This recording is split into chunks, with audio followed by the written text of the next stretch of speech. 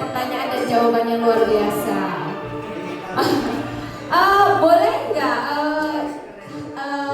tolong handphone di silent? Oke. Handphonenya tolong di silent. Oke, selamat datang, selamat datang. Oke, semuanya, mari kita bangkit berdiri. Kita mau nyanyikan lagu Anggur Baru Tercurah. Biar Roh Kudus terus ada dalam hati kita dan mengingatkan kita setiap saat, yang menjadi kekuatan kita juga. Amin. Roh Kudus tercurah. Yes. Tercurah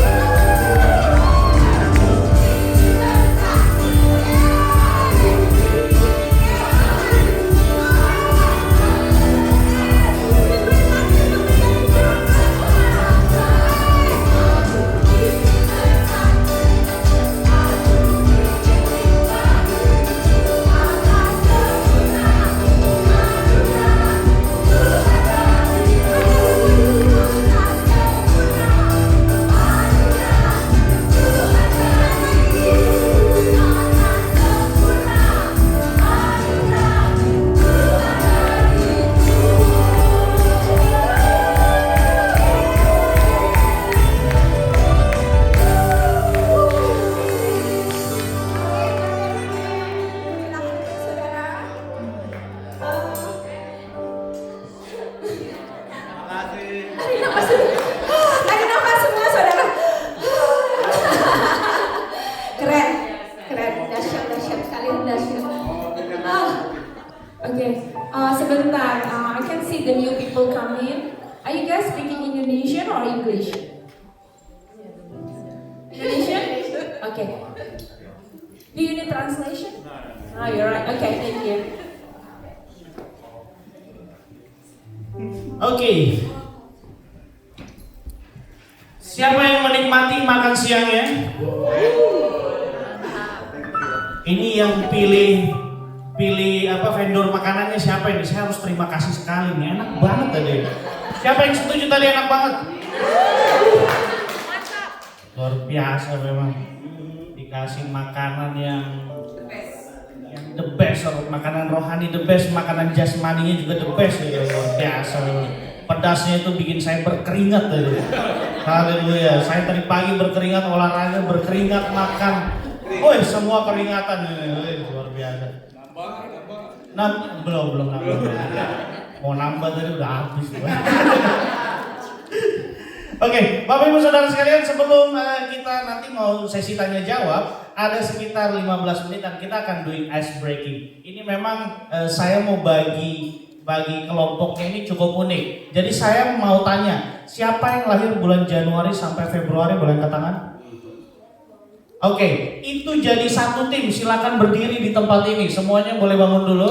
Januari sampai Februari di tempat ini, di depan, di sebelah kiri saya atau kanan Bapak Ibu. Dari habis Februari, Maret sampai April boleh angkat tangan. Nah, yang itu boleh berdiri di belakangnya. Kumpul di belakang, ya di sebelah situ. Habis April apa? Mei, Juni boleh angkat tangan. Mei until June.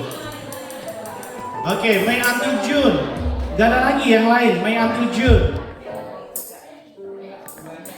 Oke. Terus habis itu Juli, Agustus. Nah. Silakan di sini. Habis Juli, Agustus apa lagi? September, Oktober, boleh. September, Oktober di situ. September, Oktober.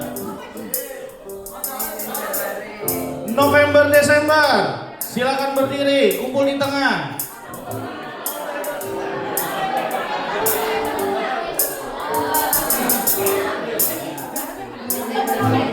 Hah? November, Desember, sorry. Tadi udah September, Oktober sebelah sana. Nah, ini kita bisa lihat ya, rata-rata orang tua kita nikah itu di bulan-bulan berapa ya? Oke, saya mau dengar dulu yang Januari, Februari suaranya mana? Oke. Maret, April suaranya mana? Ramai juga nih. Mei until June suaranya mana? Bertiga banget nih, berempat. Kodoni gabung dong. Pastor Doni gabung. Juli, Agustus, angkat tangan.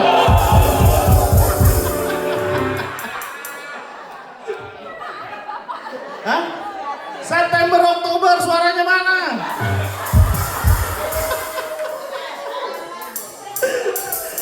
November, Desember angkat tangan.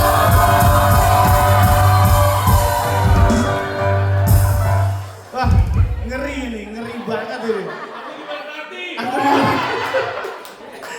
Oke, ini kelihatannya nggak itu ya, nggak balance, tapi nggak. Ini rohnya balance, tenang ya. Oke, jadi saya minta agak pisah dikit, agak grouping, jadi biar nggak kecontek sama yang lain.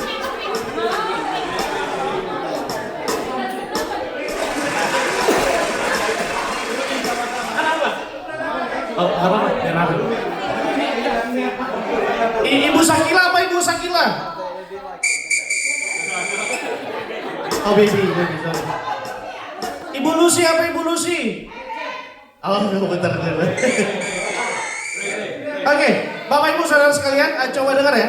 Jadi nanti akan ada lagu-lagu dari mungkin sekolah minggu, mungkin lagu jadul atau apa yang akan ditebak.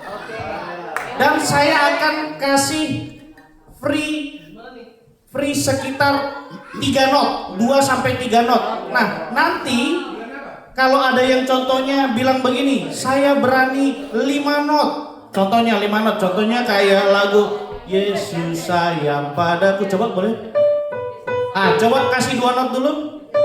Nah, habis begitu kalau ada yang bilang, oke, kami berani 5 not, berarti jadi tambah 5 not lagi. Kalau bisa tebak, itu dapat poin.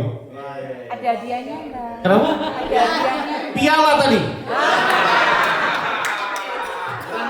Rendah. Hadiahnya nanti akan saya berikan setelah sesi.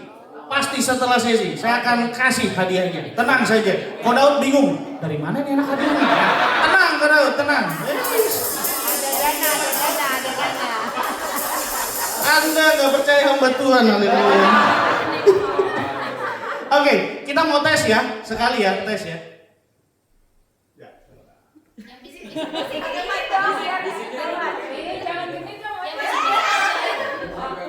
Oke, saya kasih 4 not pertama ya.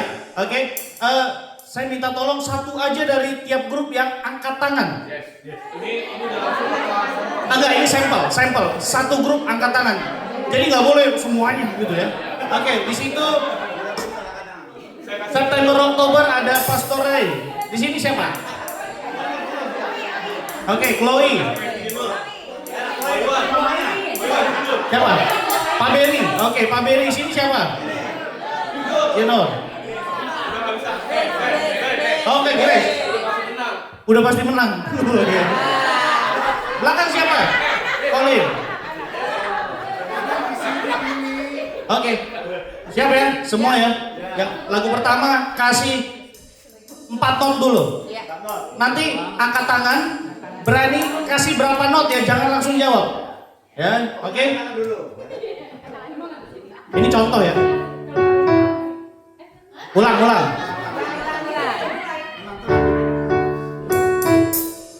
Oke, berapa? How many notes?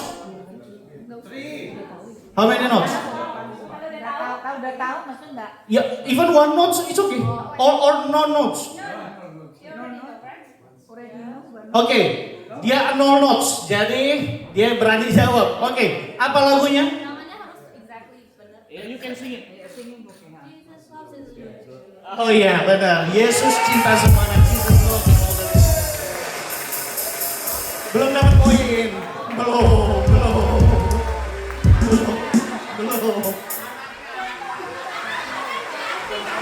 Men. Oh iya, papi yang mana? Oke. Ini serius sekarang. Saya akan lihat dari atas dengan Pastor Jesa nanti siapa ya. Oke. Ingat ya, harus berani berapa notes ya. Saya kasih 3 notes. Lagu kedua. 4 tuh. Udah tuh, 4 dah. Oke. How many notes you want? Anaknya lagi. Kalau ada yang lebih kecil? 3 notes. Oke. Ada yang lebih berani dari 3 notes? Lebih kecil? Oh, no, 4 notes lah. Smaller than 3 notes. Oke, nggak ada? Oke, coba lanjut. Tadi jadi 7 not. Oke, mana? Apa? 1, 2, 3, habis. Oke, ini berani berapa not tadi? 1. Langsung tebak? Oke, langsung tebak. Yesus kekasih jiwaku.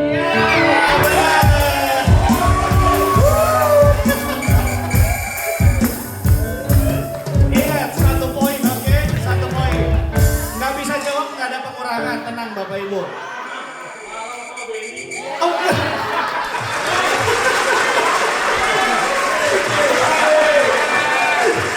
Ini ganti orang ya. Oke. 1, yang lain masih kosong. Oke.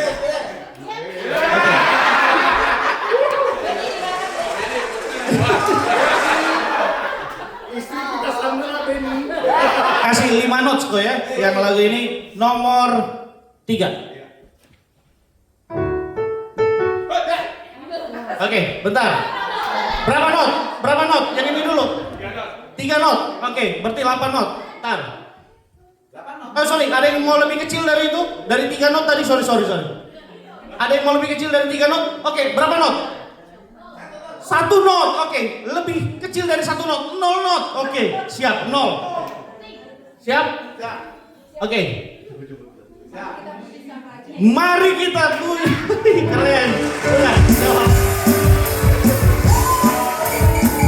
Keren.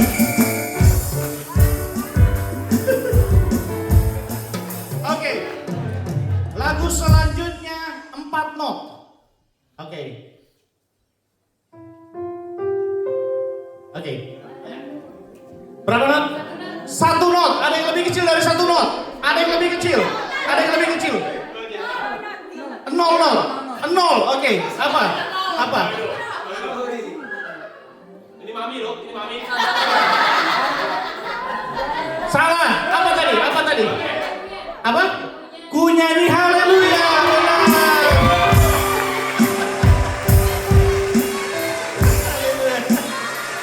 Oke. 1 poin di sana, 1 poin di sini. Sudah dapat kita ya. Mami. Oke. Lagu nomor 5, 4 not.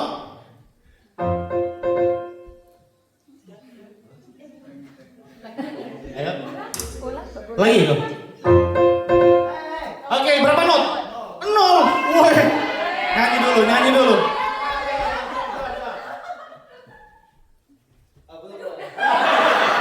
Mari kita semua ala bangkit.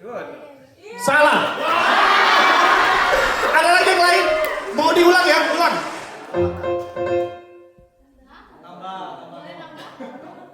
Kurang, berarti tambah 3 not lagi.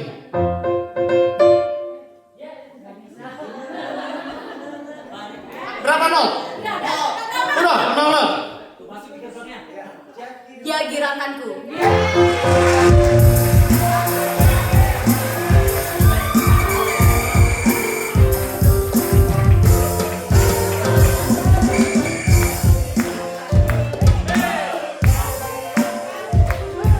Agak nggak enak ya kasih poin ke istri ya, jadi kurang gitu ya. 2 poin. Biar nggak tahu. Oke. Saya kasih clue, ini lagunya agak slow beatnya. Nomor 9 loh. Berapa not? Kasih 4 not. 3 not aja. Oke, berapa not? 0. Hanya ini Tuhan. Iya benar.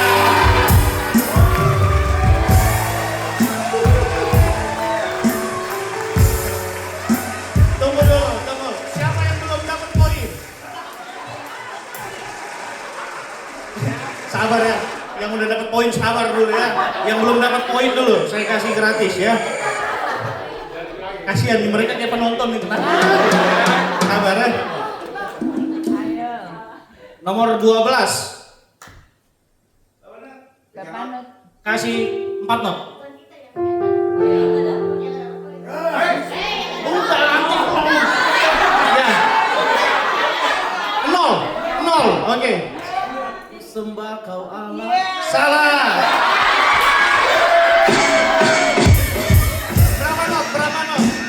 Berapa not? How many notes? Oke, ulang ya. Yang belum. Kasihan, sabar. Coba ulang dulu. Oh, udah. Oke, berapa not? 0. Oke. Ya, itu tahan di dulu. Salah. Ada? Nggak ada? Coba ulang ya. Oke. Salah. Nggak ulang, nggak boleh, brother. Janjimu seperti fajar. Ya benar.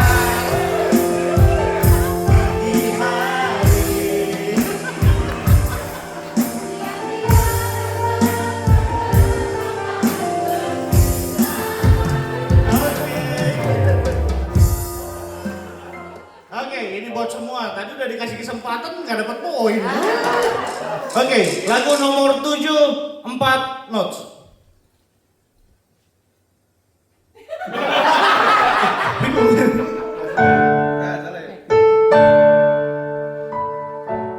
Oke. Berapa not? 0. Bapak surgawi. Salah. Ulang ya, ulang. Oke, ayo apa? Apa? Apa? Ayo. Itu familiar itu. Tambah lagi, tambah lagi. Enggak, coba ada nggak? Coba ulang sekali lagi, sekali lagi.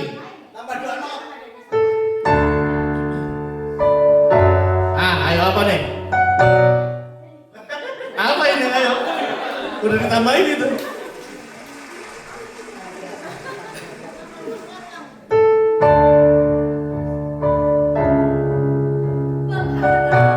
Apa? Udah angkat tangan aja. Oh, salah. Yang lain, apa? Pak, itu tiap minggu dinyanyiin. Oke, tambah lagi, Bu.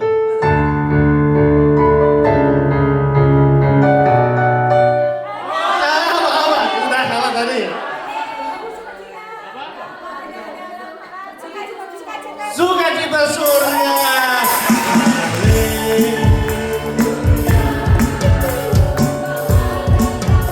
Akhirnya pecah telur.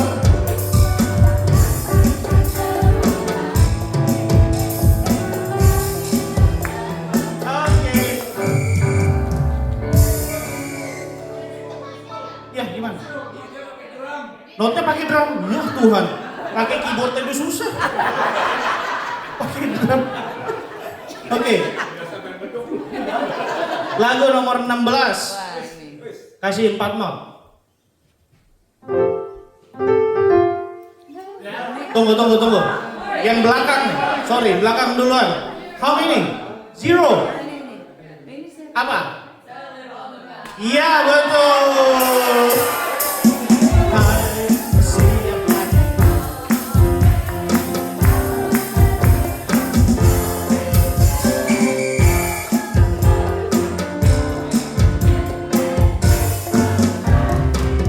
Oke, pemimpin sementara siapa? Pemimpin skor sementara? 3,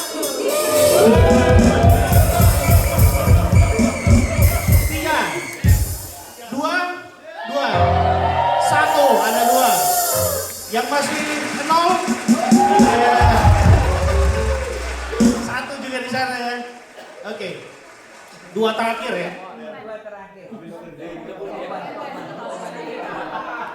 Grace, mainkan Grace. Matanya Grace, lihat Grace. Lihat matanya Grace. Ayo dengar, nomor 8 4 not.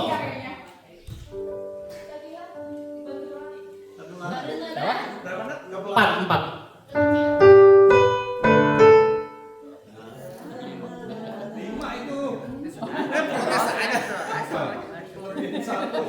Ayo. Kalau mau tambah not nggak apa-apa, bilang aja. Tambah 2 not. Berapa?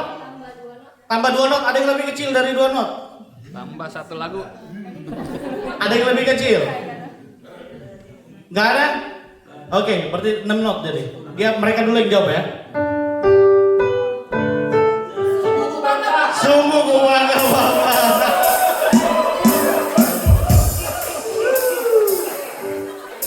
Ini udah kagak kejar. Berarti cari juara 2 nih. Jauh.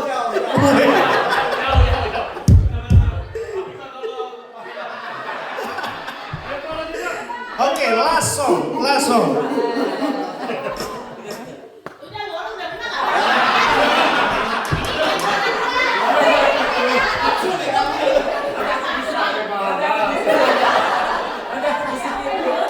Ya, nomor 17 4 not.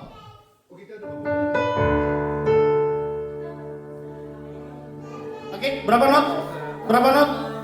How many notes? Ayo, how many notes? 0? Sure? Ini setengahnya 0. Zero. Oke, apa? Apa? Lagi ini. Bisikin ya. Iya, apa? Ayo.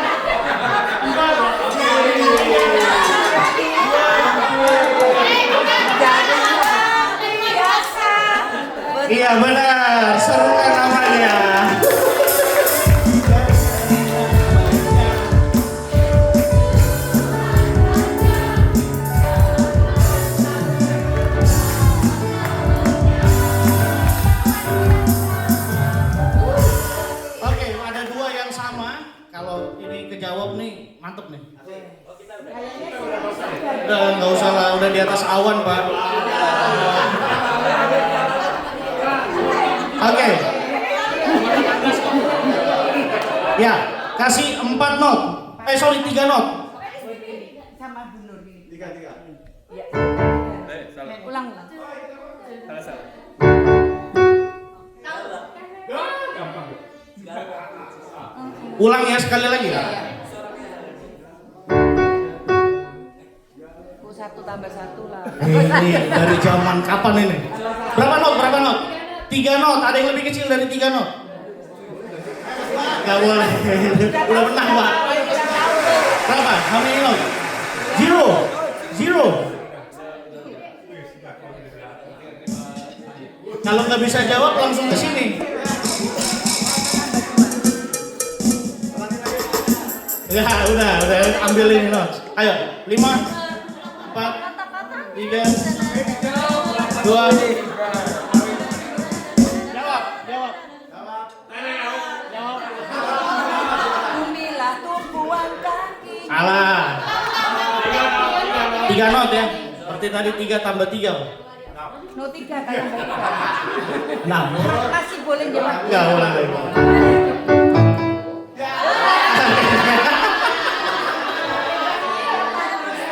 Dia panggil nama. Silakan duduk Bapak Ibu, thank you semuanya.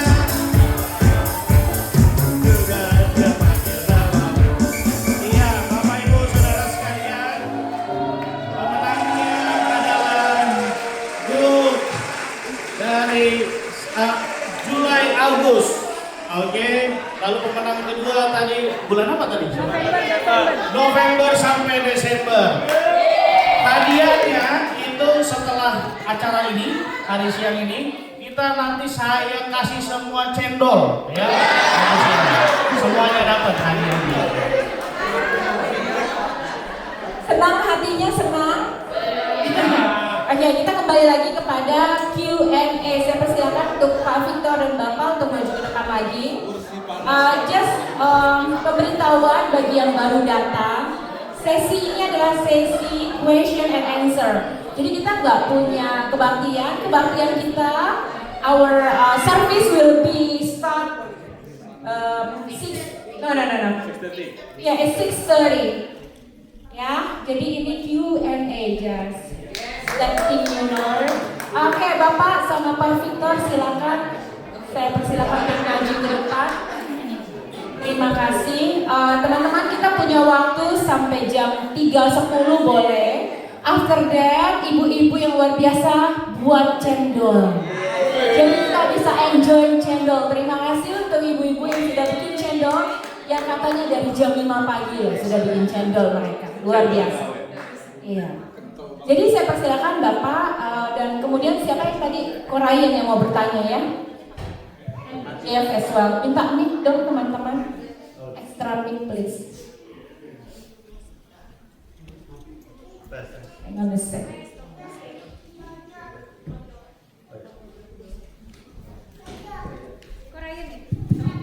Oke. Saya undang Pak Iwan menemani saya, Pak Iwan. Silakan Pak Iwan.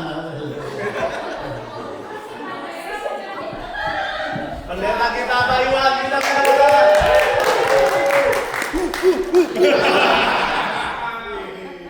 Oke, saya persilakan Korean untuk bertanya. Pak Iwan. Nah, terima kasih Pak Victor dan Pak Iwan semuanya.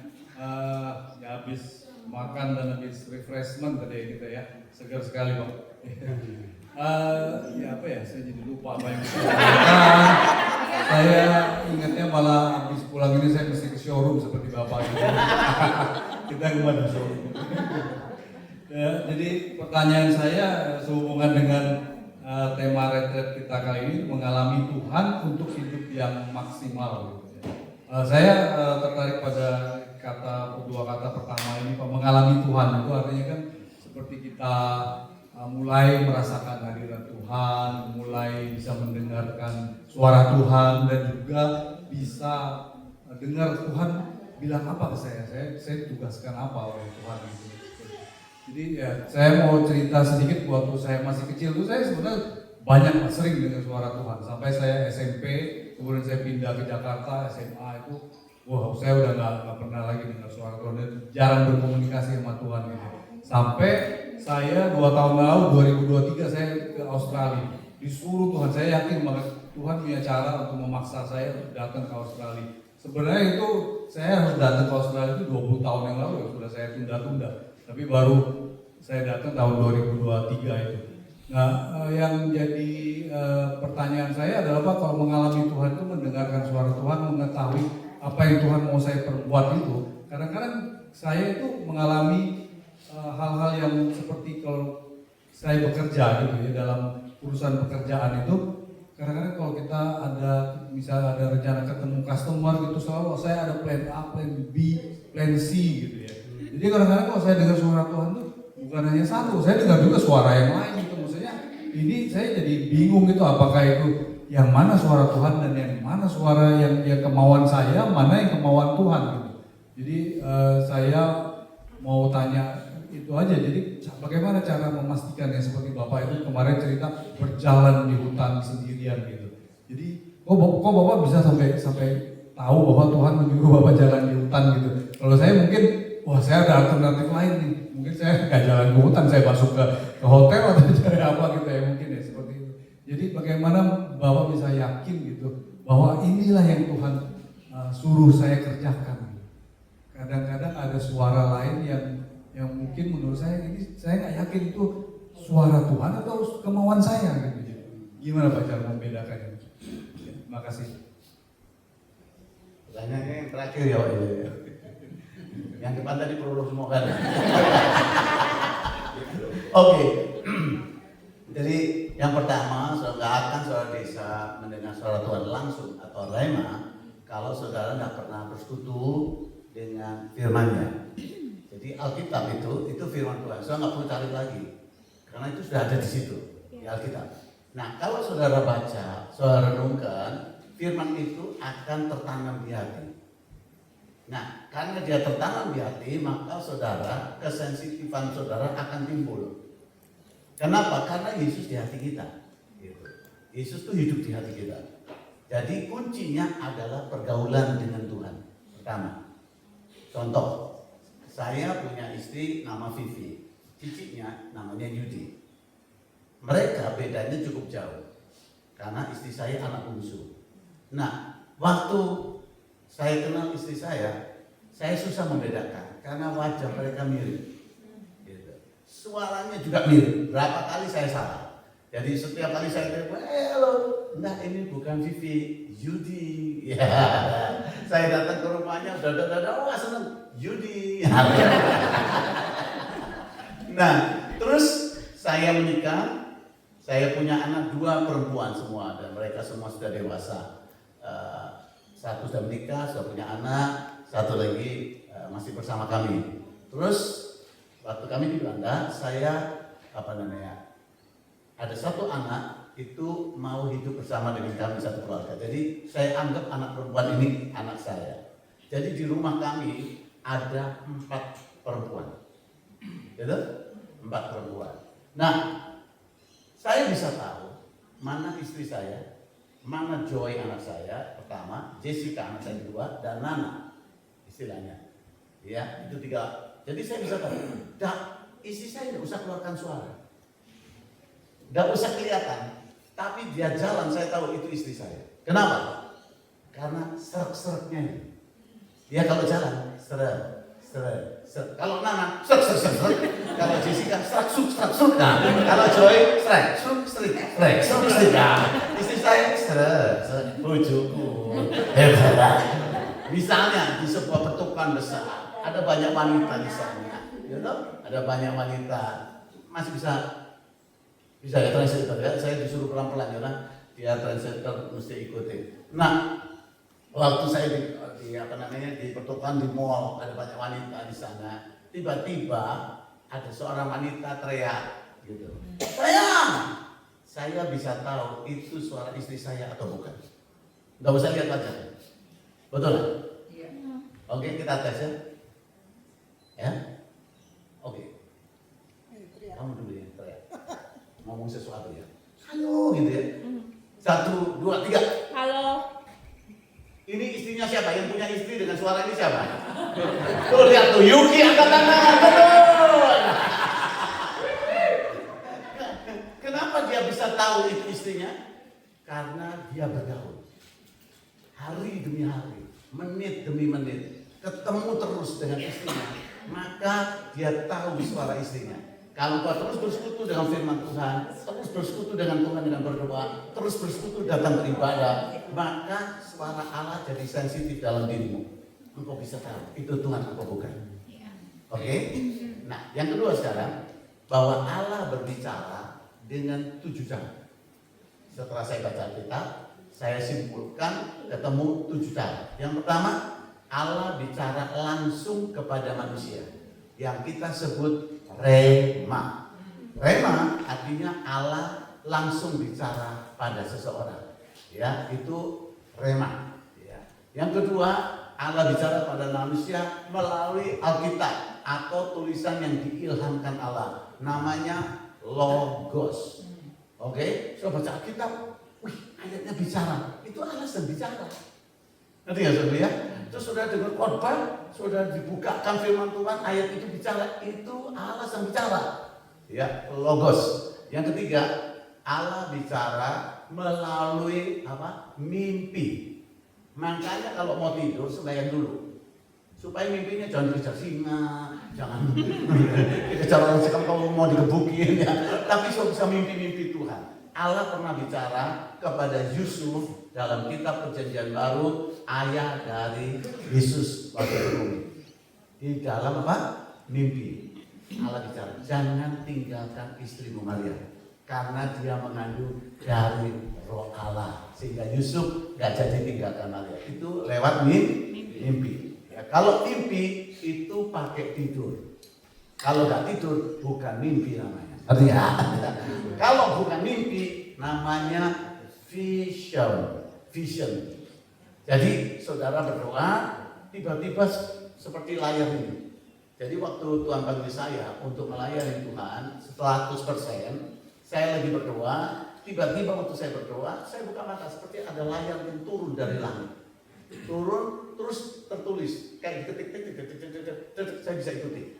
Bukankah aku telah perintahkan kepadamu, kuatkan hati, teguhkan hatimu, dan jangan tawar hati, sebab Tuhan Allahmu menyertai kemanapun engkau pergi. Yosua 1:9. Gitu. Kelihatan saja. Itu vision, penglihatan. Ya, kalau mimpi pakai tidur, vision nggak pakai tidur. Oke, good ya. Satu kali saya di Ungaran, Bukit Doa, Taman Getsemani.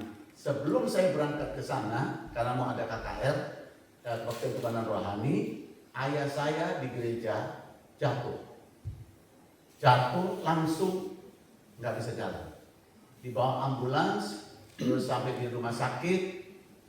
Ayah saya lagi diobati, tapi masih bisa atau survive dari masa kritik, dia bisa survive, tapi dokter menyatakan bahwa dia tidak bisa jalan lagi, dia lumpuh. Karena di tulang belakang di sini itu terjadi sesuatu dan itu susah untuk dioperasi, dia pasti lumpuh. Itu singkatnya, tapi saya mesti berangkat untuk KKR di Semarang. Sebelum saya sampai sana, sebelum Semarang ada daerah namanya Ungaran. Di Ungaran itu ada Bukit Doa. Bukit Doa pertama di Indonesia itu di Ungaran, Taman Getsemani. Ya. Nah, saya panggil yang pendirinya yaitu Kokepo, itu kayak info saya sendiri. Nah, saya berlutut berdoa di goa sana, dibikin goa. Saya sembahyang. Waktu saya sembahyang, ya, saya dilihatkan vision. Vision itu waktu murid-murid di danau kena ombak. Saya lihat, ada apa Tuhan? Ya, Tuhan bilang begini kepada saya, aku tidak pernah menjanjikan lautan yang teduh.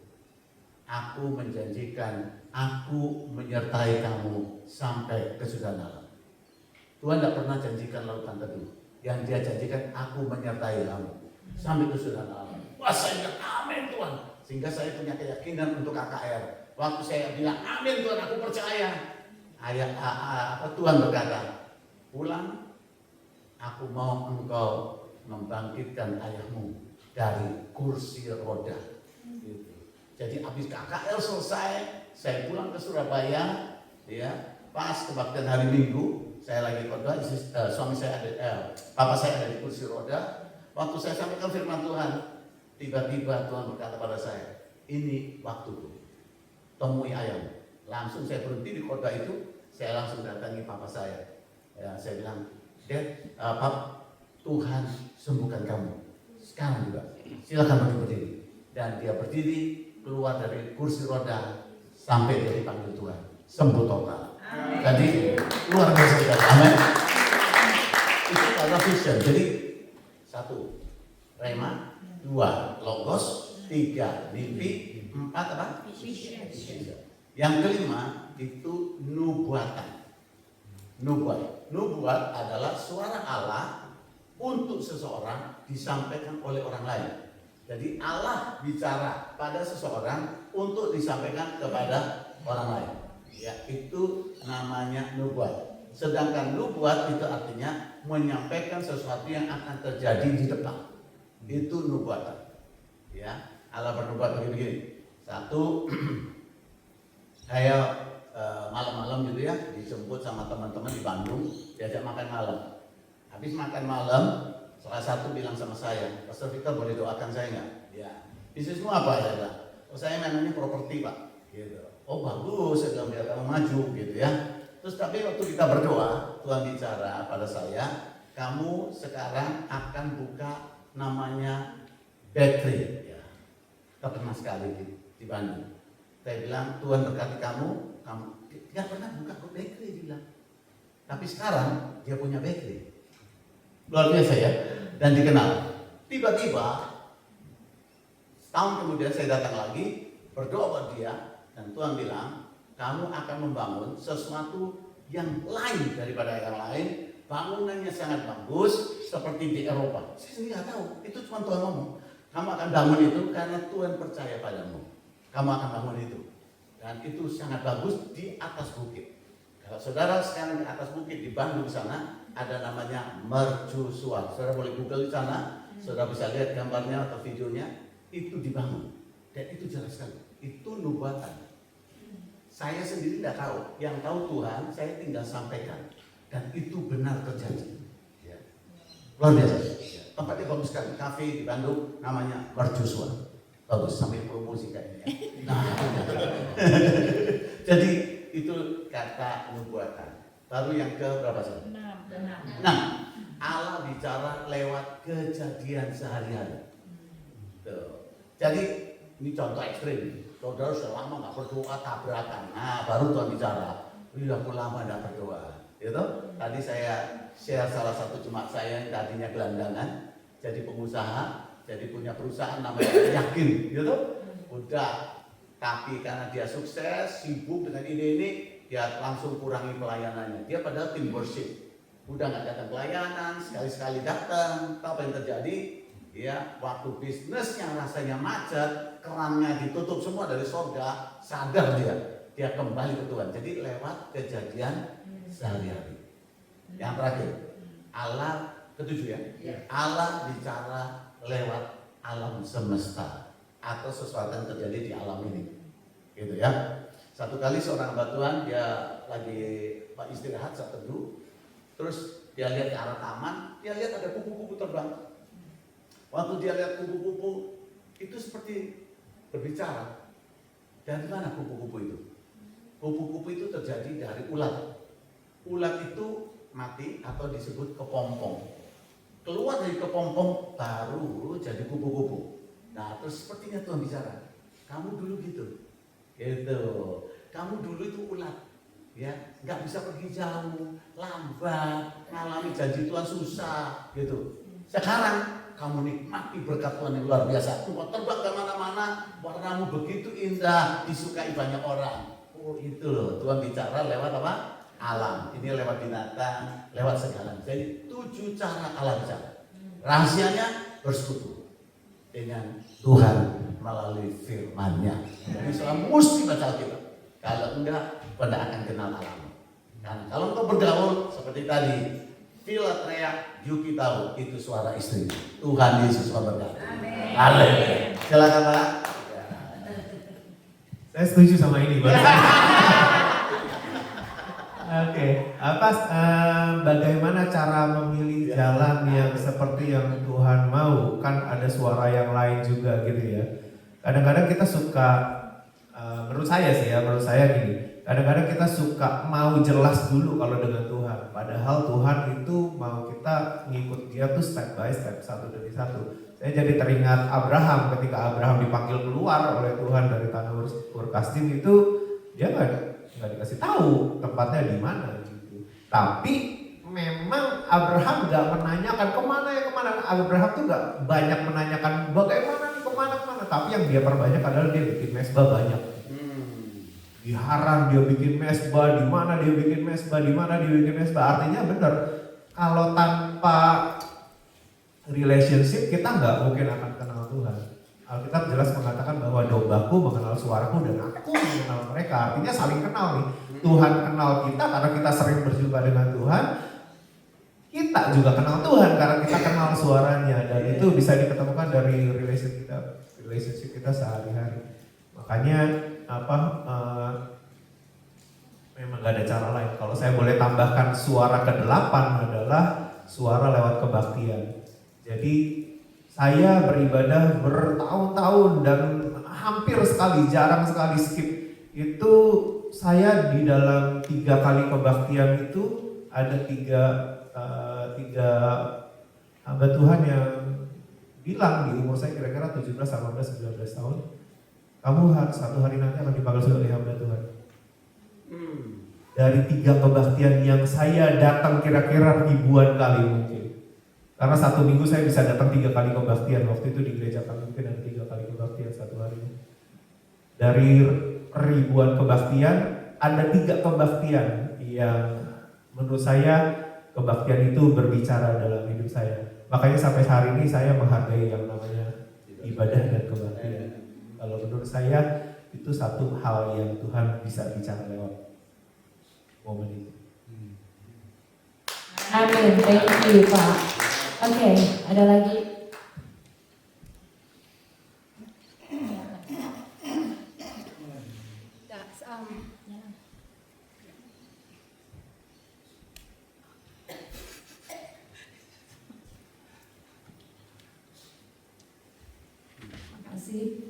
Saya Airin. Saya mau tanya tadi kayak Pak Iwan bilang kan Tuhan panggil Pak Iwan itu lewat konsep intinya ya. Saya mau tanya, apa panggilan Tuhan itu bisa hilang dari seseorang dan apa karunia-karunia yang pernah dia dapatkan itu bisa hilang dari seseorang itu oleh karena misalnya dengan the busy of life.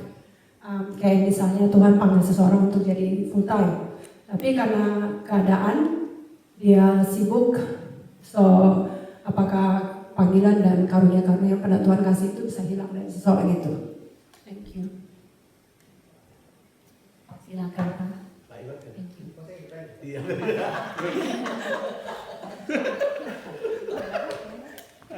Kalau berdasarkan Alkitab, ada orang yang diberikan talenta 5, ada orang yang diberikan talenta 2, ada orang yang diberikan talenta 1. Pada dasarnya setiap orang yang tidak bertanggung jawab dengan apa yang diberikan Tuhan kepada hidupnya itu bisa diambil daripadanya. Saya kan di golongan pemusik ya. Saya lihat banyak sekali pemusik-pemusik yang akhirnya jadi tidak bermain musik untuk Tuhan. Bermain musik untuk tempat-tempat yang lain, yang notabene-nya itu ya tempat musik yang seharusnya tidak dimasuki oleh pemusik-pemusik rohani, harusnya seperti kayak gitu. Dan menjadi susah buat mereka untuk masuk lagi ke gereja karena sudah terdeteksi bahwa mereka main di tempat-tempat seperti kayak gitu. Dan akhirnya kan itu diambil, kepercayaan itu diambil. Mungkin skillnya nggak diambil sih, tapi kepercayaan gereja atas orang ini bahwa dia bisa bermain musik dengan tulus, dengan memberikan yang terbaik untuk Tuhan, itu yang akhirnya diambil gitu. Sehingga menurut saya sih bisa diambil. Dan kalau orang tidak bertanggung jawab dengan apa yang diberikan dalam hidupnya, akhirnya ya nggak bisa mengerjakan itu lagi. Dalam tanda petik ya diambil daripadanya. Secara singkatnya sih begitu. Betul.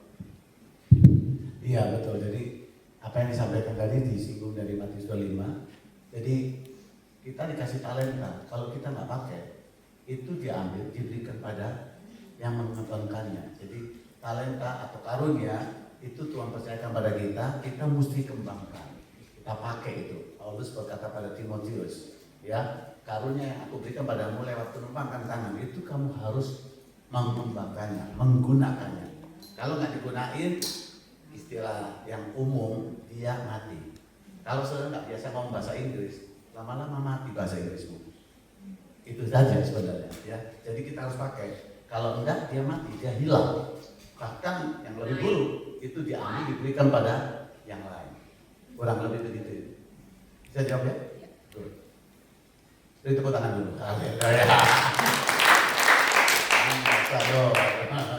Oke, good. Oke, ada lagi kesempatannya diberikan. Ya. Untuk rupanya. Oke, Bu Hani silakan.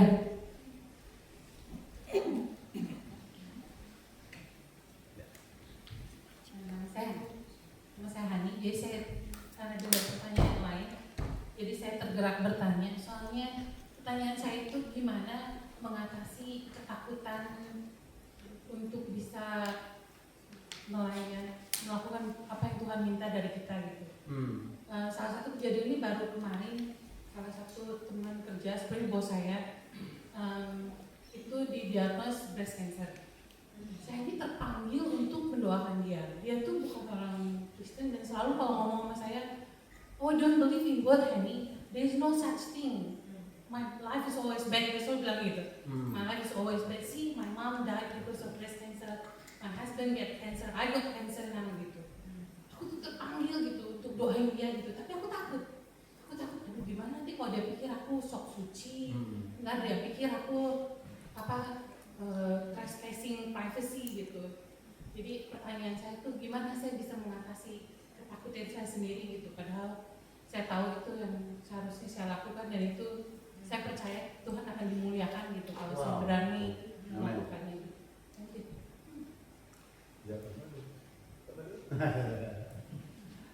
Jadi ibu, apa yang ibu alami itu normal, gitu. Manusia punya deg-degan karena jantungnya dari daging. Kalau dari beton kita ada deg-degannya.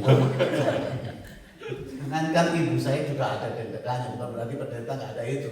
You know? Misalnya retret saya biasa datang di semua retret seperti ini misalnya. Saya juga nggak gampang kalau mau bicara. Kan saya mau sih bicara supaya semua orang tahu, mengerti sama-sama.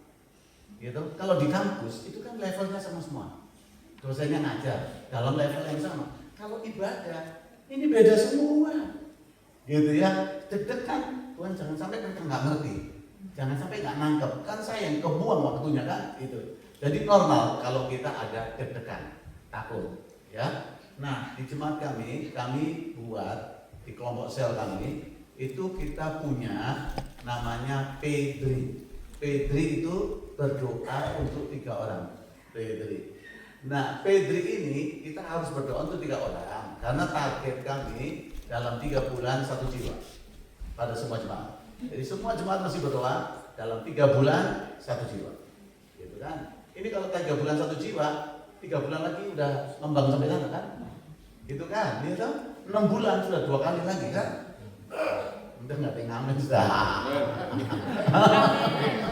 Saudara, jadi apa yang dilakukan di P3 itu yang kami lakukan. P3 adalah pray for the person.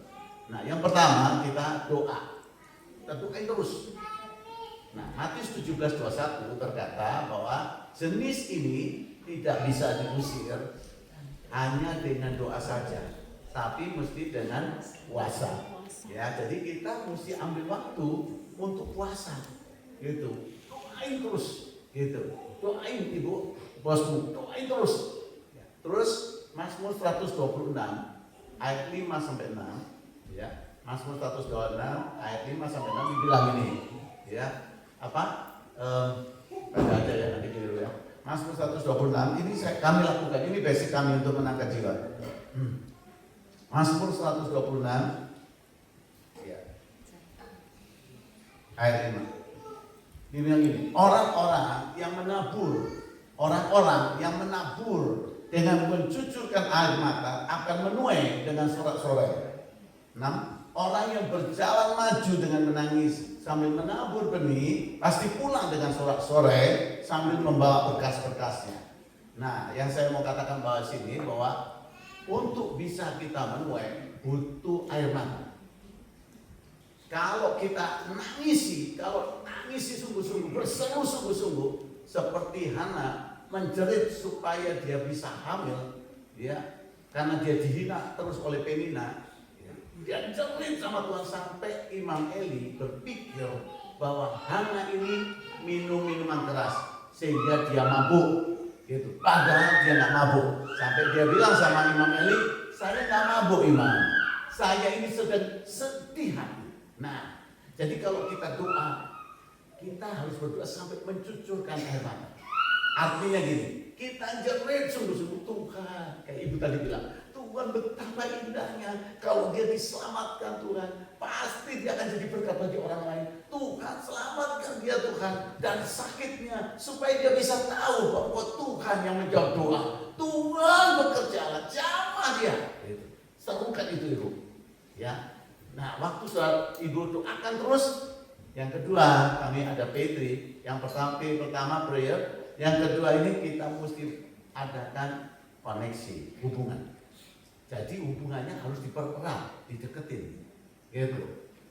Nggak usah ngomong banyak, tapi hubungan itu perlu dibangun terus, ya. Dan itu bisa menghibur dia, atau relasi kita semakin dekat. Setelah ibu lakukan itu terus, baru, ya, diundang ke gereja, gitu, diundang ke pertemuan sel. Kalau dia belum itu gereja, sel aja di rumah teman, kan sel nggak di gereja, dan di sini ada sel, ya, apa nama istilahnya kalau kelompok kecil, sel ya, ada sel, nah itu aja ke sel, gitu. Kalau ke rumah teman nggak sulit untuk orang bisa masuk. Kalau langsung gereja kaget, bawa ke sel aja, gitu. Tapi yang pertama doain dulu, gitu. Amin. Doain terus, ini dia jadi berkat buat semua. Saudara doain keluargamu, doain terus. Doa yang saudara lakukan harus dengan air mata. Terus sampai minta Tuhan bekerja, gitu. Ya, supaya apa? Apa yang kau tangisi bahkan dari kemuliaan Tuhan. Ya, baru undang, gitu. Kalau nggak diundang, nggak masuk dalam komunitas ini, dia pasti lemah. Gitu. Tapi kalau ketemu yang lain terus diterima, wah, dia akan menemukan, wah, ini saudara yang lainnya akan dukung dia, support dia, gitu. Dan minta anugerah Tuhan biar Tuhan buat mujizat di dalamnya, ya ibu ya, gitu. Tambah lagi? Ya kalau kita kerja sendirian dan itu pertama kali memang biasa sih greget, grogi, deg-degan gitu, apa bisa ya, apa berani ya gitu.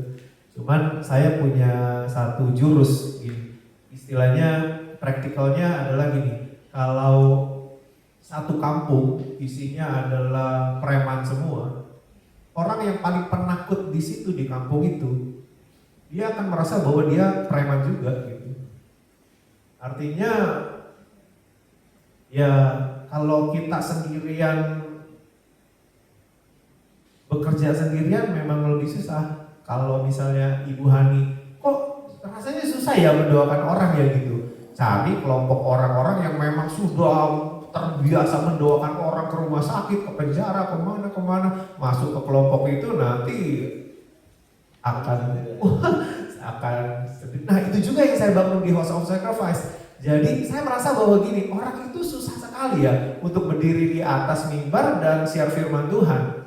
Susah, pasti penolakannya, di awal-awal penolakannya luar biasa gitu. Tapi kalau begitu udah 80% orang itu sudah naik naik dan sharing firman Tuhan, tiba-tiba aja orang itu lebih mudah gitu. Kenapa? Karena habitnya dibangun dulu tuh, sehingga oh yang ini aja bisa, aku juga bisa. Oh yang ini berani, aku juga berani lah maju gitu. Karena habitnya dibangun dulu. Itu yang bertahun-tahun kita coba create habitnya. Karena kan ada yang bilang gini ya, pergaulan yang buruk merusak kebiasaan yang baik. Tapi kan itu juga berlaku sebaliknya dong.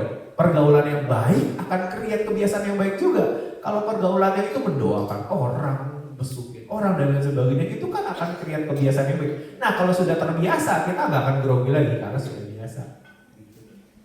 Dan sudah, malah kalau kehilangan itu kita malah jadinya, kok ada yang hilang ya dari hidup aku ya? Karena sudah terbiasa mengerjakan itu. Kalau saya disuruh nggak main musik itu rasanya something hilang, something missing gitu. Karena ya itu tadi sudah terbiasa dan create-nya, habitnya dibangun. Thank you Pastor Iwan dan Pastor Victor. Kira-kira ada lagi yang mau bertanya? Sepertinya matanya sudah limawat semua. Pengen cendol. Ada lagi yang mau bertanya? Jeff, you wanna ask something? I did want to ask a question earlier about what's the difference, well not really the difference, but consciousness and spirituality. I did ask, what I asked before about the consciousness and Holy Spirit. And the specific question is, how do you determine between your own consciousness and the Holy Spirit? But then when I heard all the other previous questions, it covered that, the answer to my question. Because live the spiritual life.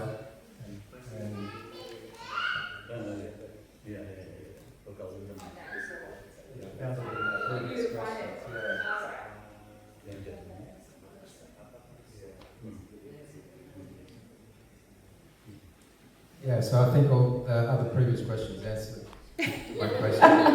They covered it. Because sometimes I've heard a voice talk to me, and then I've heard it and not reacted because I thought it was just I'm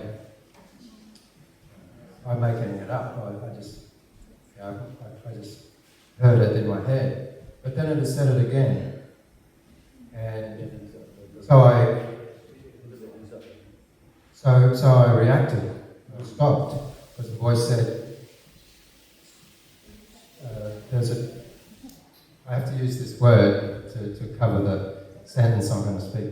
There's a Chinaman going to step out of the stairway on a mobile phone. So slow down. And so I slowed down the second time and the voice said it. It was like my voice in my head.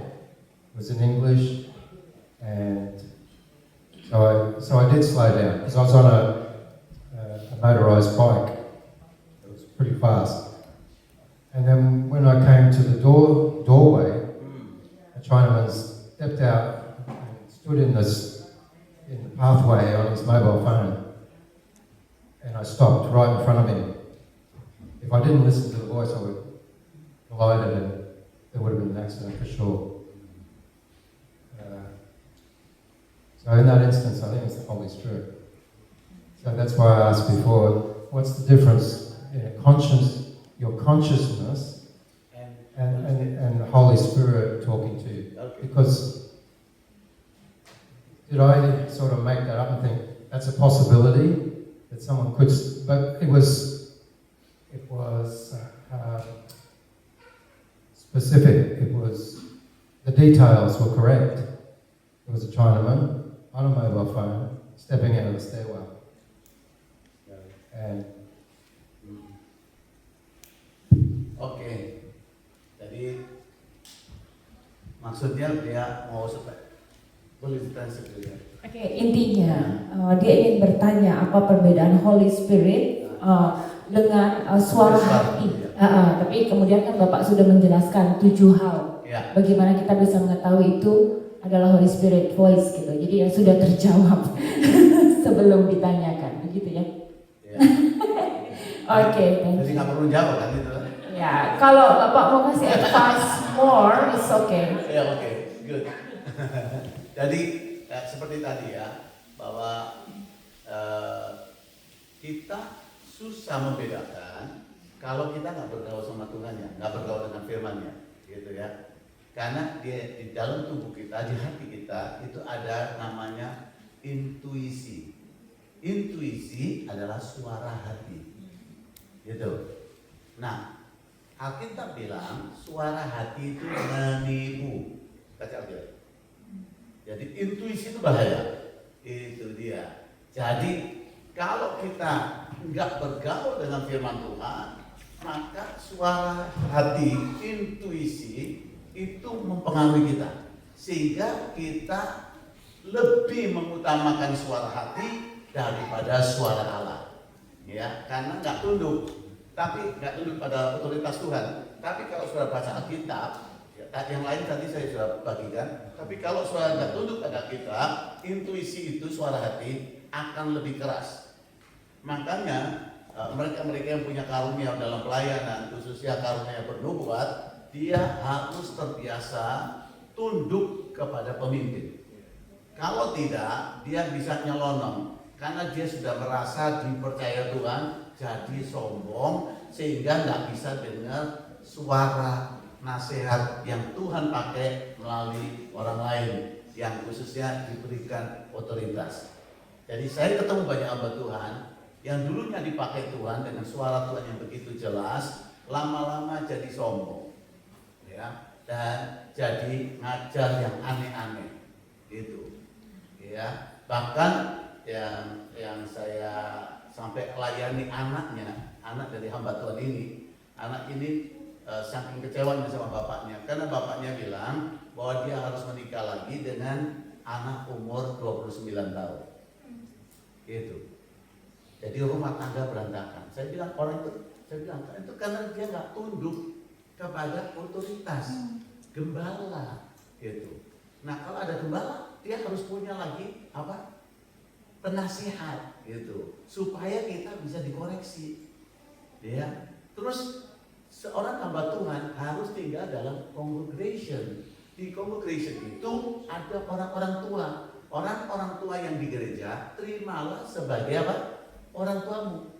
Orang-orang muda terimalah dia sebagai saudaramu. Apa sih maksudnya itu? Supaya kita ini bisa saling nasihati. Gitu loh saudara. Saya senang kalau di gereja karena ada orang-orang yang mengasihi saya. Kalau ada keliru mereka bisa ngomong. Gitu. Kalau ada yang saya kurang saya bisa tanya. Nah, kesalahannya banyak orang punya karunia terus berdiri sendiri. Udah kayak Tuhan. Gitu. Dan banyak jemaat ngikutin dia, merasa itu Tuhan. Akibatnya orangnya jatuh karena pujian. Itu loh. Kita itu biasanya kalau tepuk tangan pertama waktu dipuji, kita ditepuin tangan orang, kita langsung segala kemuliaan bagi Tuhan. Karena disering tepuin tangan 75% Tuhan, 25% saya. Ditepuin tangan lagi 50%, 50% gitu. Kalau saya tidak bekerja juga tidak terjadi apa-apa kan. Nah, mulai setelah itu ditepuin tangan lagi 100%. 75% gitu. Iya. Kemuliaan bagi Tuhan 25%, 75%. Kalau saya tidak kerja, tidak mungkin terjadi. Akibatnya 100% bukan buat Tuhan, 100% buat saya. Datang roh namanya kesombongan. Dan itu sudah terjadi pada Lucifer. Dulu namanya Lucifer. Lucy itu artinya worship, praise. El itu Elohim. Penyembah Allah itu malaikat ini. Ya. Akibatnya Lucifer, karena suka affair jadi Lucifer. Nanti nggak sabar. Ngawur hidupnya. Saudara, Yesaya pasal 14, maka dia diturunkan sampai di bawah bumi. Kenapa? Karena dia mau menggantikan kedudukan Allah. Hati-hati roh kesombongan. Makanya saya paling nggak bisa terima kalau ada hamba Tuhan melayani tidak pernah ada dalam naungan sebuah gereja. Saya potong langsung, tidak akan bisa main di gereja. Kenapa? Nggak ada Superman. Kalau ada Superman, saya mau bilang Superman itu keliru. Ya, apa kelirunya? Pakai celana dalam di luar. Iya, itu kelirunya Superman. Coba Superman tadinya ada saudara, mungkin dia saudara akan kasih tahu, tolong dimasukin. Itu Superman. Itu Superman. Jadi saya mau bilang sama saudara, please bergaul dengan Tuhan, tapi tetap rendah hati, hormati pemimpin, lebih tua rohani atau yang lebih dewasa, gitu ya. Saudara, jangan kecil hati kalau ada pendeta keliru. Itu bukan berarti semua pendeta jelek, tidak. Ada banyak suami yang salah, tapi suamimu ciami, gitu. Ada banyak istri yang salah, istrimu bagus, amin, amin, gitu. Ada banyak orang tua yang keliru, tapi orang tua saya dia baik. Papa saya seorang pendeta yang luar biasa, gitu. Takut Tuhan, bersekutu dengan Tuhan, memberi contoh hidup. Kalau enggak kami tidak akan kenal Tuhan. Saya kenapa tidak mau ke gereja? Karena saya benci dengan orang-orang di gereja. Tapi saya tidak pernah membenci ayah saya. Kenapa? Karena ayah saya memberi contoh yang hidup. Sehingga kalau saya ke gereja, saya mau dengar khotbah ayah saya. Saya nggak mau dengar yang lain. Kenapa? Karena saya punya diskotik. Beberapa pendeta ada di dalam diskotik saya. Ngerti nggak? Jadi saya mau bilang sama saudara bahwa penting untuk tinggal di sebuah gereja. Terus kalau saudara di gereja itu, kalau saudara sampai ke Australia kan saudara belum tahu. Misalnya saudara sampai sini, saudara lihat gereja ini, gitu. Udah berapa lama? Kenali gembalanya. Kalau sudah tahu itu masuk. Saudara jangan cari gereja sempurna. Kalau ada gereja sempurna, kemasukan saudara jadi nggak sempurna. Jadi saudara perlu masuk di sebuah gereja itu supaya saudara terlindungi. Amin. Kenali gerejanya, kenali tuannya. Terus kalau saudara sudah tahu itu kan ada jemaat yang lain, masuk, bertumbuh di sana, hormati dia, gitu. Ya toh, tidak ada yang sempurna. Tapi kalau engkau ada di sana, engkau akan diberkati Tuhan. Oke, itu dulu ya. Teman-teman lagi. Ya, jadi agak nggak relate sih, tapi kalau saya percaya bahwa Roh Kudus menjagai Jeff at that moment. I think Holy Spirit jaga itu apa ya? Protect at that situation. Tapi saya mau menyambung sama apa yang tadi Pak Victor berkata bahwa kebenaran diri sendiri, suara hati, perasaan, kehendak manusia itu memang seringkali berbahaya buat diri kita. Bangsa Israel tuh pernah ada dalam satu situasi yang buruk banget. Kenapa? Karena masing-masing itu punya kebenaran diri sendiri. Mereka melakukan segala sesuatunya berdasarkan kebenaran diri sendiri. Gak ada raja, gak ada hakim, gak ada apapun yang memerintah. Ya, yang dianggap benar, ya udah benar. Dan itu momen-momen terburuknya bangsa Israel. Kenapa? Karena memang semua masing-masing, oh yang benar suara ini, yang benar perasaan yang ini, benar. Makanya Alkitab tuh bagus banget. Tubuh, jiwa, dan roh. Pikiran, perasaan, dan kehendak tuh ada di mana? Jiwa ini harus hati-hati karena jiwa ini punya apa? Perasaan, pikiran, sama kehendak. Pikiran, Alkitab berkata bahwa taklukkanlah pikiranmu di bawah firman Tuhan. Kenakanlah firman Tuhan. Kehendak, Tuhan Yesus berkata bahwa bukan kehendakku yang jadi, melainkan kehendak Bapa di surga yang jadi. Perasaan, bisa tahu sendiri dong, perasaan naik turun. Artinya jiwa ini kalau tidak diserahkan kepada Tuhan, tidak menyerah kepada Tuhan, seringkali jiwa ini yang bikin kita suka salah. Dan itulah makanya kenapa kebenaran diri sendiri itu seringkali berpotensi buruk buat diri kita sendiri. Makanya yang namanya Lone Ranger itu memang sangat-sangat berbahaya. Melayani seorang diri, punya dogma tersendiri, yang lain semua salah. Nah itu paling bahaya. Kenapa? Karena udah susah dibentuk lagi. Yang paling benar adalah based on the Bible. Balik lagi ke Alkitab, kita diajar, kita belajar, kita mengajar, itu udah yang paling paling safe buat kehidupan kita. Gitu. Kalau ada pikiran kita dan pikiran yang lebih sesuai dengan Alkitab harus rela ganti. Pikiran saya sih berkata bahwa saya cocok jadi artis. Cocok banget. Tapi Alkitab dan kehendak Tuhan beda. Nah, saya mesti rela ganti cita-cita saya seperti apa yang Tuhan inginkan. Makanya seperti kayak gitu, ya udah. Yang ini dikesampingkan, saya lebih baik ikut Tuhan daripada ikut perasaan saya yang so ganteng ini. Gitu. Siap. Oke, thank you Pastor. Ada lagi sebelum sesi ini ditutup? Itu di belakang. Oke, Puspa silakan.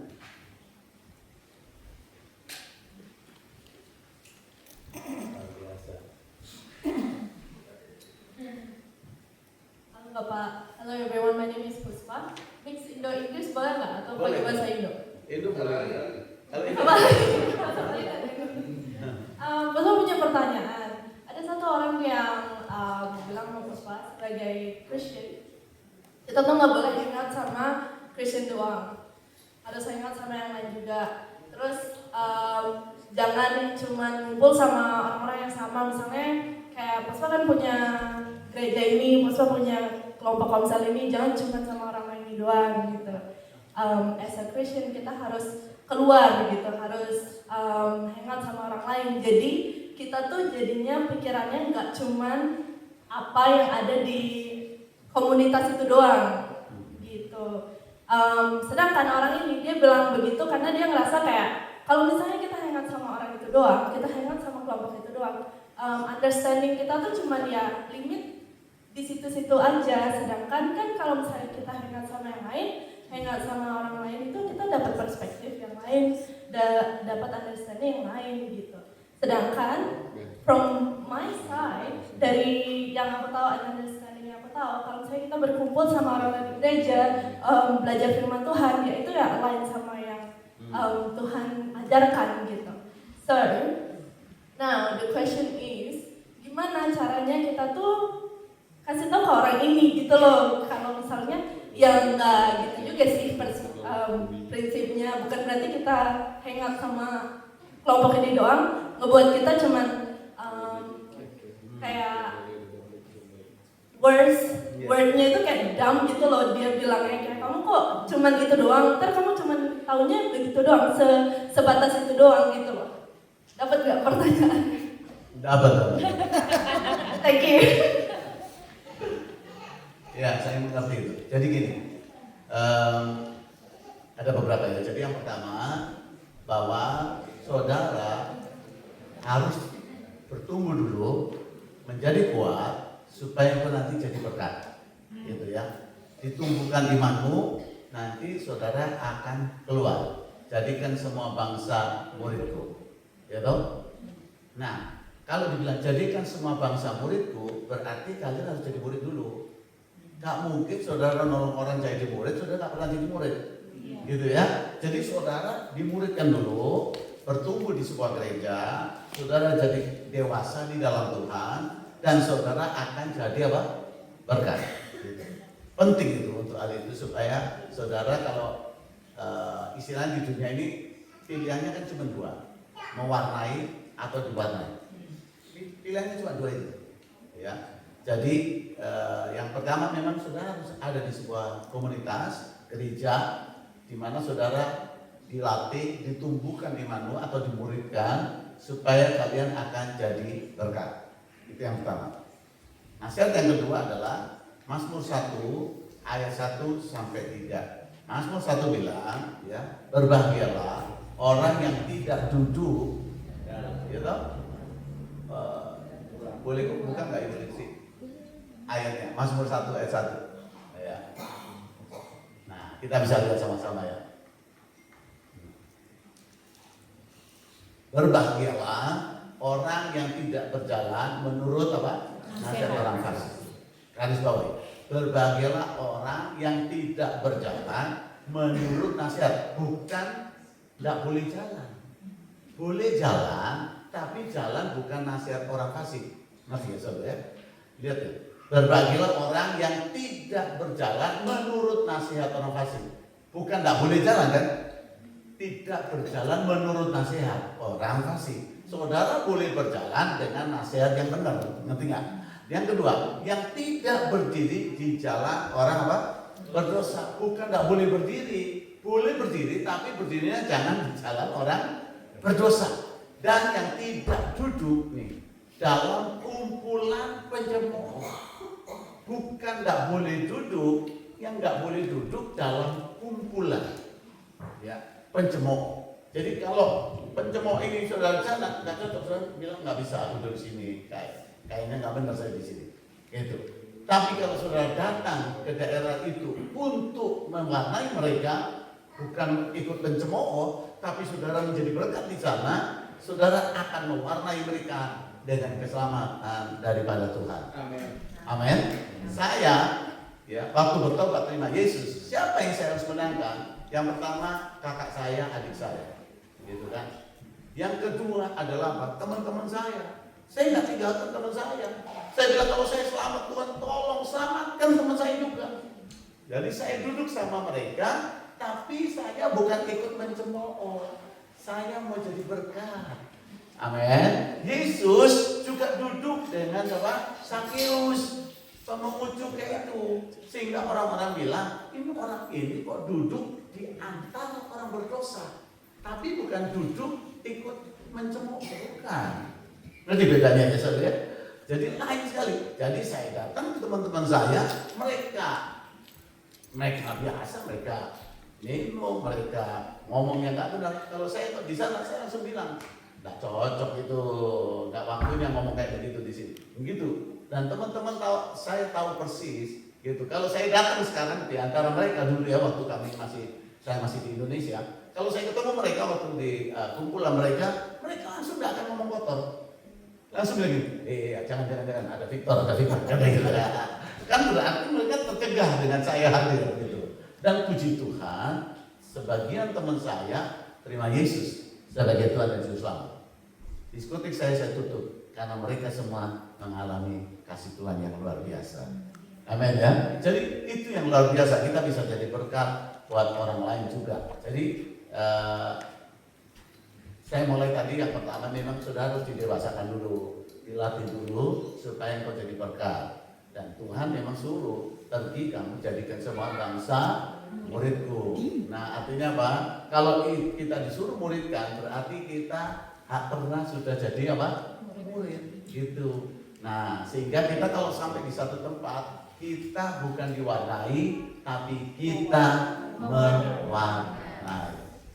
Oke, itu saja dulu. Ya betul sih. Jadi mesti hati-hati dengan grup yang kita masuki. Istilahnya gini, memang nggak boleh jadi katak dalam tempurung ya. Artinya kita tuh pemikiran kita nggak berkembang dan lain sebagainya, talenta kita tidak berkembang. Memang nggak boleh seperti kayak gitu. Tapi kita juga mesti hati-hati dengan setiap grup atau setiap community yang kita masuki. Anak saya mau Bible study, ada sekelompok kira-kira 40 anak teens yang kumpul setiap hari Kamis. Itu saya sampai rela nganterin apa yang terjadi di dalamnya. Saya mantau dari luar, pulang saya tanya mereka belajar apa, belajar Roma, belajar predestinasi, belajar apa, mereka tanggapannya bagaimana, mereka leadersnya ngomong apa. Saya tanyain satu persatu supaya saya mau tahu anak saya ini masuk ke grup yang apa gitu. Karena kalau tidak bahaya nih. Hal-hal yang sudah kami tanam sejak mereka masih kecil sampai hari ini bisa dirusak karena pergaulan ini gitu. Jadi ditanyain sampai kita benar-benar yakin bahwa ini safe, ini adalah community yang benar, mengajarkan satu hal yang benar, baru kita mulai bisa lebih lega gitu. Mostly hari Kamis itu saya masih nganterin jam 8 sampai setengah 11. Itu saya masih nganterin hanya karena saya aware dengan community mereka. Dulu saya pernah rusak juga karena komunitas. Artinya community itu bahaya banget. Bener, kalau kita belum siap untuk memberkati dan belum cukup punya knowledge untuk memberkati, cukup punya roh yang kuat untuk memberkati, kita definitely kita pasti akan jadi orang yang terseret di dalam community itu. Kita akan ikut-ikutan dan itu sangat-sangat berbahaya sekali. Thank you. You know? Oke, ada lagi kira-kira? Oke, pertanyaan pamungkas dari saya deh. Karena habis ini ada cendol katanya.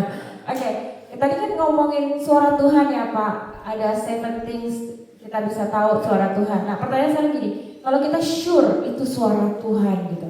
Tapi kan tetap ya namanya kita manusia, bisa salah dengar, bisa salah nangkep, bisa salah ini. Ketika kita berjalan di dalam obedience, ternyata salah. Sedangkan harga kesalahan itu kan bisa kita udah buang waktu, buang ini, buang itu gitu, dan ternyata nggak sesuai dengan kehendak Tuhan. Tapi at the moment kita percaya itu suara Tuhan, kita percaya sure. Tapi ternyata terjadi salah dengar, gitu. Jadi apa tanggapannya kalau kayak gini? Kira-kira bagaimana? Mohon advice-nya. Terima kasih. Biasanya orang kalau dia pernah salah, dia akan jadi pinter. Orang yang tak pernah salah itu orang goblok. Gitu. Kenapa? Karena dia nggak pernah mencoba. It's normal. Jadi kalau kita salah, kita rendah hati aja. Gitu. Tapi kalau saudara terima suara Tuhan, yang pertama, saudara harus berdoa lagi. Itu berdoa lagi. Itu apalagi kalau nubuatan ya. Saudara mesti tanya, gitu, tanya Tuhan, ini saya perlu sampaikan apa tidak? Gitu. Kalau disampaikan, Tuhan disampaikannya kapan? Sekarang atau lain waktu? Itu, ngerti ya? Jadi berdoa dulu. Kalau apalagi nyampein suara Tuhan, saudara mesti tanya dulu sama Tuhan. Gitu. Ini perlu disampaikan apa enggak? Tidak semua suara Tuhan yang kita terima harus disampaikan, tidak semua. Gitu. Ada cuma ditaruh di hati kita untuk mendoakannya, gitu. Tidak perlu disampaikan. Lalu yang kedua, kalau disuruh sampaikan, sampainya kapan? Sekarang atau nanti, gitu. Ya, sehingga kita bisa menguasai diri, tetap tidak emosional, gitu. Itu langsung cepat disampaikan, cepat enggak. Itu zaman sekarang. Kalau terima sesuatu pengen cepat. Dibilang orang pertama yang mengirim berita, nggak salah ya. Itu orang-orang zaman sekarang itu, langsung di share. Padahal nggak tahu itu isinya benar apa enggak, ya. Nggak tahunya semuanya itu AI, bohong semuanya. Nah, saya mau bilang sama saudara, jadi saudara bisa kontrol, gitu. Kalau saudara tidak yakin dan kurang, saudara punya gembala, gitu. Tanya sama gembala, aku terima begini, bagaimana? Gitu. Menurut Anda bagaimana? Gitu. Boleh ditanya. Kalau sudah terima sesuatu, saya tanya istri saya. Gitu. Supaya saya dapat apa? Konfirmasi, peneguhan. Gitu. Saya tanya teman saya juga. Gitu. Contoh, saya sampai di Jerman, ya, diundang ke Jerman. Sampai di Jerman di München, saya sampai di rumah. Waduh, saya tidak terima. Kalau merat nih, gitu. Saya masuk di situ, di rumahnya, Tuhan itu bilang, semua uangmu yang ada di dompet kasih dia. Nah ya Tuhan itu kok tahu ya, saya baru ngambil duit gitu. Jadi Tuhan bilang kasih dia. Gitu. Lah istri saya karena kedinginan waktu sampai rumah itu, istri saya langsung ke toilet. Waktu dia keluar dari toilet, saya langsung bilang, ya aku mau bicara. Ada apa? Tadi Tuhan udah ngomong bahwa uang kita semua, uangku yang ada di dompet semua kita kasih ke orang. Dia bilang apa istri saya? Saya baru tadi di toilet. Tuhan bilang semua uang kita harus kasih ke dia. Saya ngomong sama istri saya itu geli. Kenapa? Itu kayak naruh garam di air laut. Orang kaya kayak gitu, nerima duit dari saya itu kan lucu juga kan. Saya bilang, ya masuk akal, itu kayak taruh garam di air laut gitu, gak ada artinya. Tapi istri saya bilang, tapi kan kalau Tuhan suruh kita laksanakan, gitu. Oke, waktu makan siang kita taruh barang, keluarga ini bilang, habis ini kita makan siang. Oke, saya bilang sama istri saya, masukin semua uang kita di amplop, gitu. Sudah masukin semua, terus kita berdoa untuk makan siang. Tuhan, terima kasih untuk makanan ini berkati dan sebagainya. Saya ambil amplop saya kasih ke bapak ini. Tuhan berkati. Terus dia lihat sih, ini kan lagi doa makan. Gitu. Saya bilang, Pak berkat Tuhan. Kami bersyukur untuk makanan, minuman, dan berkat ini. Kami terima. Amin. Ya, terus dia lihat saya, ya, Pak itu berkat Tuhan. Bapak terima. Bapaknya itu berkaca-kaca. Dia bilang apa begini? Pak Victor, bukankah pendeta yang harus diberkati? Saya bilang sama dia, untuk soal berkat, Pak, kita sama-sama anak raja. Amin. Itu. Kalau soal berkat, kita sama anak raja, Pak. Kita boleh saling memberkati. Oh begitu ya, Pak. Dan dia bilang, Pak, saya waktu dibilang bahwa Bapak akan tinggal di rumah saya senang, tapi saya juga sedih. Loh, senang kok sedih? Terus dia bilang, ya sedihnya saya karena saya bangkrut. Semua sudah diambil, tinggal rumah ini, Pak. Gitu. Jadi saya ini bangkrut, gak punya apa-apa. Bahkan saya mau ajak makan Bapak di luar gak bisa, gak ada uang, Pak. Orang lihat cuma dari luar, gitu kan? Rumahnya, bayangkan soal rumahnya aja 8 tingkat. Kalau kolam renang segitu besar, kolam renangnya di dalam dengan sauna yang begitu bagus. Katanya orangnya bangkrut. Gitu. Waktu dia terima nangis dia. Saya nggak tahu mesti bagaimana. Kalau Bapak tinggal di situ, dan Bapak tinggal di sini, saya nggak bisa bawa keluar. Mau makan apa? Saya cuma punya apa? Deep freezer. Deep freezer untuk dingin itu. Kayak kulkas itu tapi buat makanan yang rata gitu ya. Apa itu? Kayak freezer. Freezernya gede banget gitu. Ngalang-ngalang peti mati. Waduh langsung. Dan di situ daging macam-macam. Dia bilang itu makanan saya ada di sana. Saya bisa masak. Ya. Tapi saya ingin menyenangkan Bapak juga kan. Saya tidak. Pak, kamu buka rumah ini. Rumahmu seperti rumah Obed-Edom. Karena terima kami, rumahmu akan diberkati. Luar biasa. Jadi dia terharu. Nah, kan saya dapat konfirmasi dari istri saya. Betul, kita harus lakukan. Kenapa saya konfirmasi? Karena waktu saya kasih uang semua, mikir pulangnya.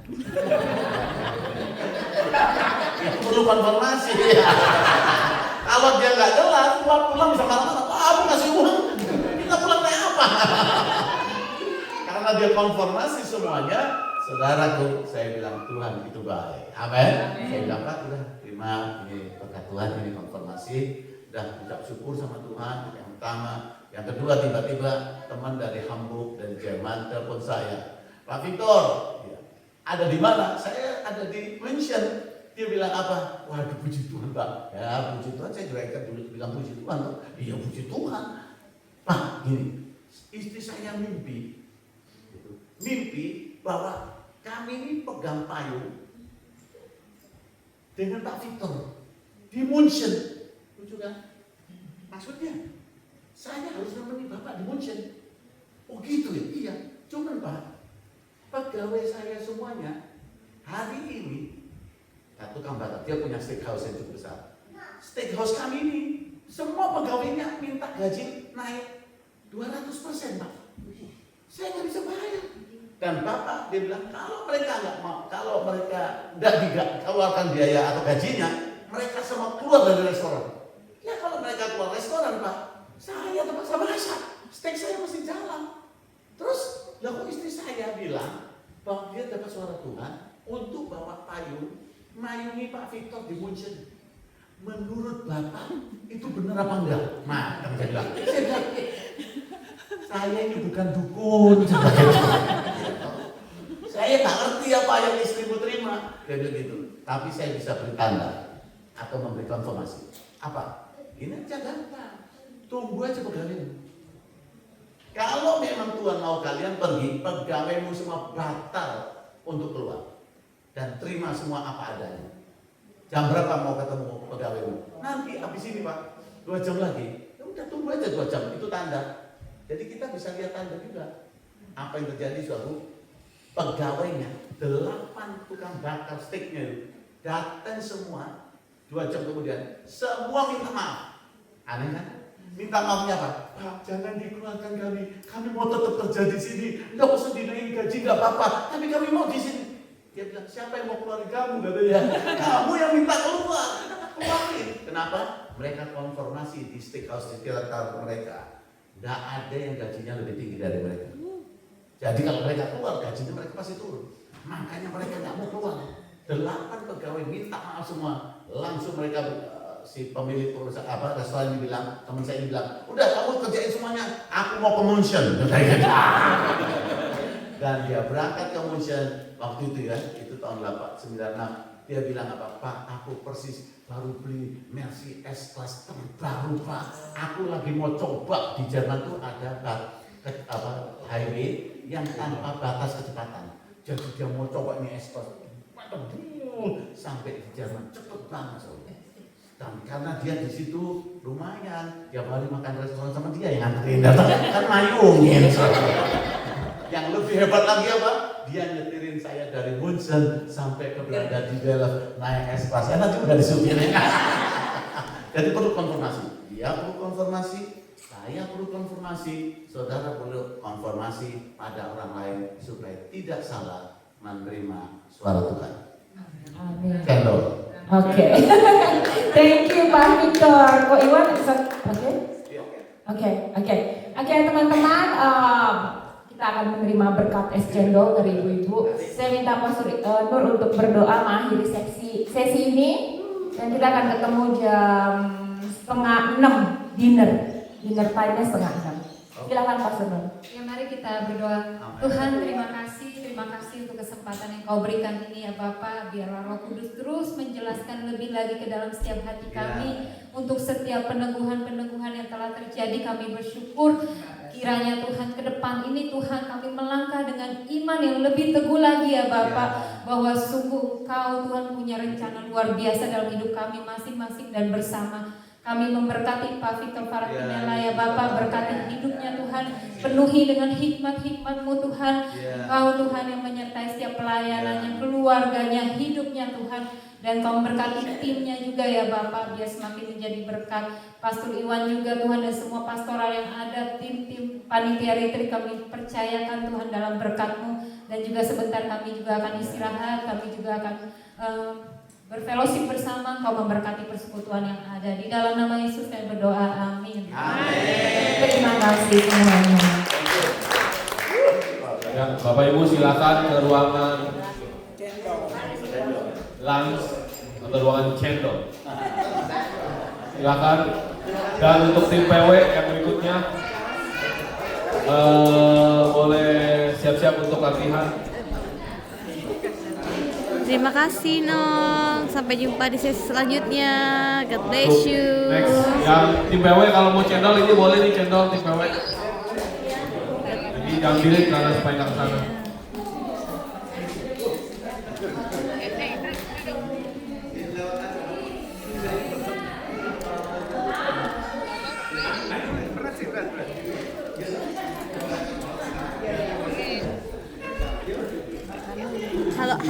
Halo. Iya.